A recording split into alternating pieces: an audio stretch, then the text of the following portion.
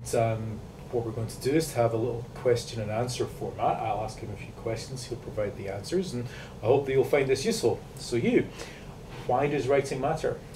Well, I think it's very important, Charlie, to start by recognising that in our business, we're in the business really of conveying information and ideas and arguments, and writing is the way you do it, most of all. Mm-hmm. And so right at the heart of the whole business we're in is we're writing for a living.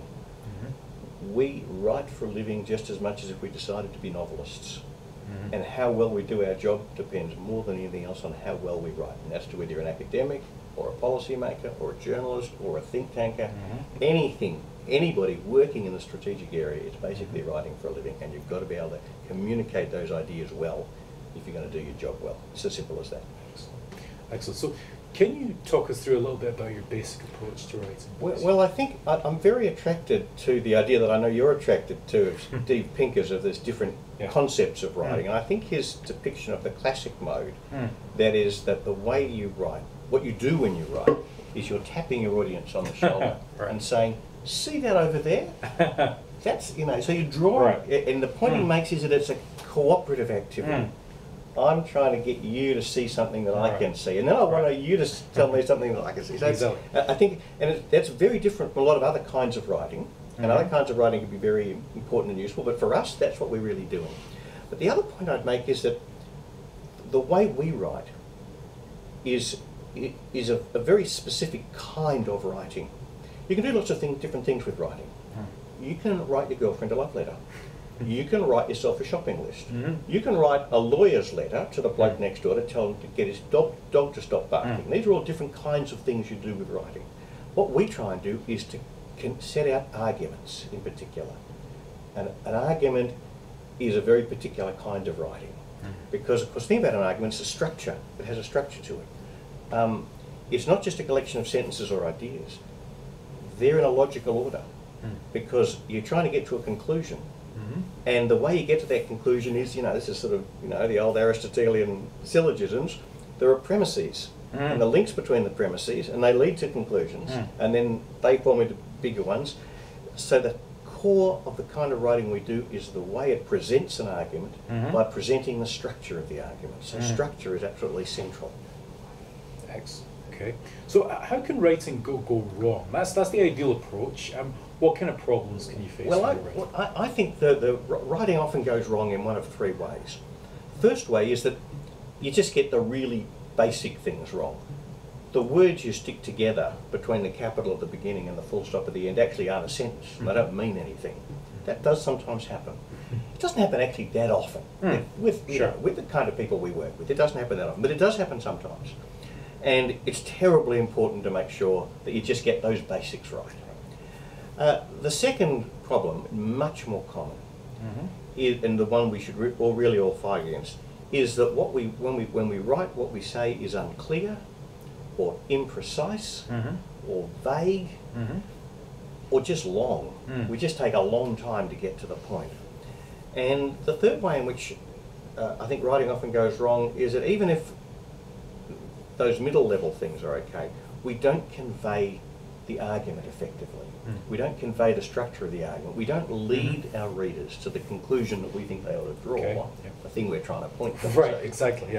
Because we don't present the ideas in the order which coheres logically and produces the conclusion you're after. And when I look at pieces of writing, sometimes I look at my own writing and think, why isn't that working? It's usually either the second or third of those. Okay. And now flipping over to a slightly cheerier subject, how do you get it more right? Well, look, I think the way you avoid the first problem, and sometimes you do, you know, you read something, you just think, that's wrong. The best way to avoid that is simply to read your own writing aloud to yourself. Most of us are actually very good at grammar intuitively. We don't know that sort of, you know, subjunctive cause stuff. But most of us know a good sentence and a bad sentence when we hear it. Often we don't know it when we read it. So if you read your own writing back to yourself, if you've got a sentence which is really not working as a sentence, you'll hear that it's wrong.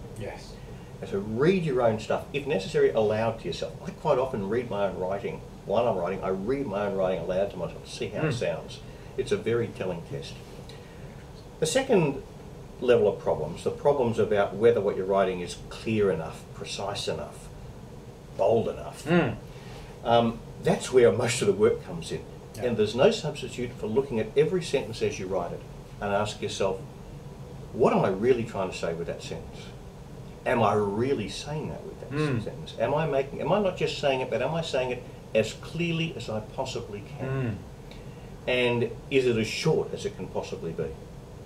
And I ask each of those 4 questions of myself in almost every sentence I write.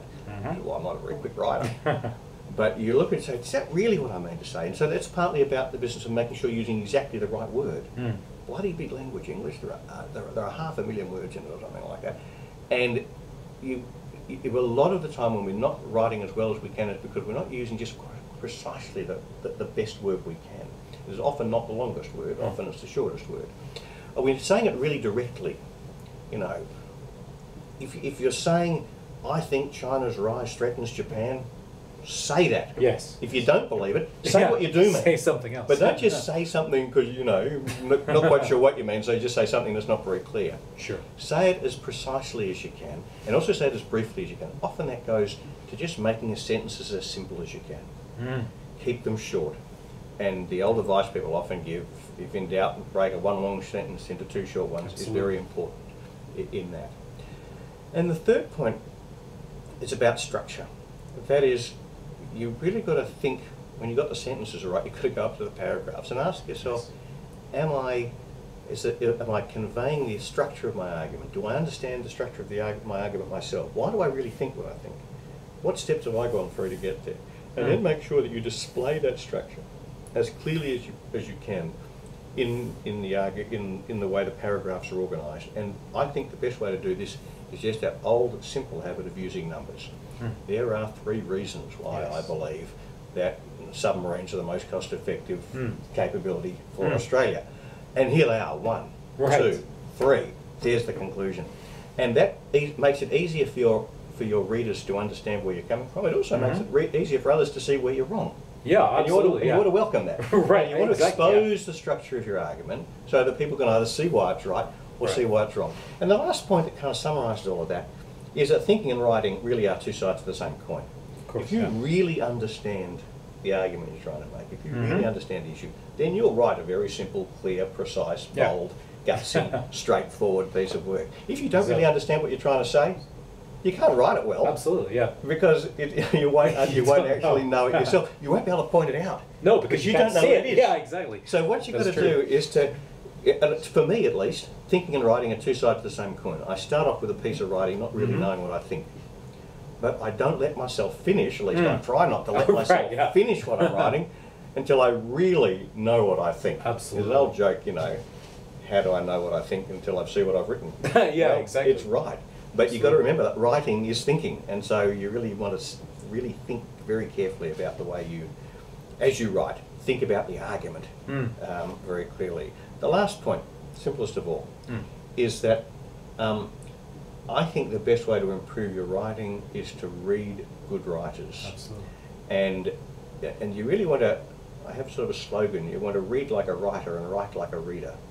That is, as you read other people's work, you don't just look at what they're saying, but also look at them, they're writers, you're a writer, think of yourself as a writer, and as you read other writers, think, how's she doing that? Why has she put it that way? Why has he said that? It's, you know, it's like watching, if you're a ballet dancer, I guess, I don't know, but if you're a ballet dancer, watching a ballet dancer, you're not just enjoying the show, you're also saying, how did she do that? Why did you do it that way? You're a writer.